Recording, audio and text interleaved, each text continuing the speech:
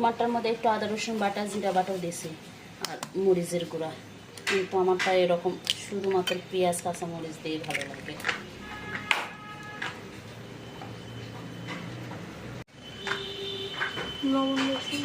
কি মনে হচ্ছে লবণ বেশি হয়েছে?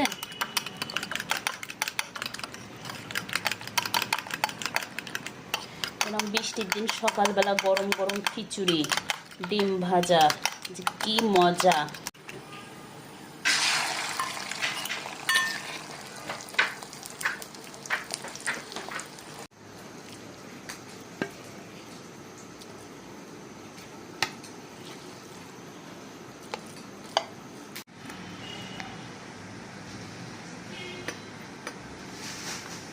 খিচুড়ি মনে করো শশা ছাড়া বেমানান।